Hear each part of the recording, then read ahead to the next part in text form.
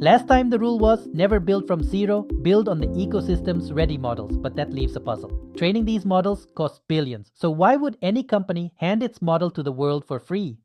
Exactly. What's the motivation? If a grass cutter built the perfect cutter, why would he publish his methods and his apparatus for everyone to copy? The first reason is leadership. The one who gives everyone their tools is the one setting the direction. He holds the core understanding of what comes next, and everyone else takes their next step the way he shows them. That position is worth more than the secret.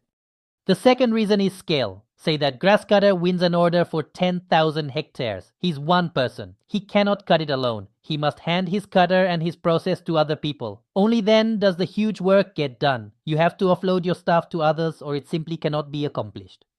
And history already ran this experiment. IBM kept its operating system proprietary. Unix said, install it, but you can't modify anything. So one person made Minix and another made Linux. People understood, you cannot control it. Once you give an opportunity, human tendency is to take the challenge and build.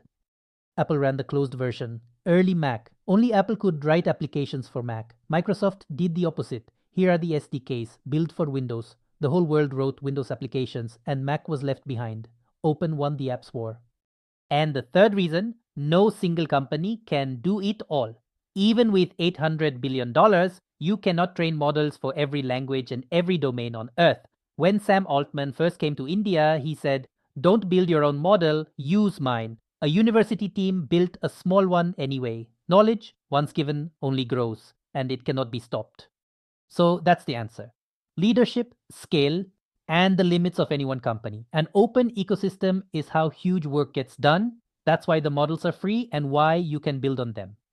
And that closes this series. Know your capabilities, build on the ecosystem, solve the real problems you can see in front of you. Next season, we'll go inside the models themselves, the types and the mindset each one was built with. Thank you for thinking with us.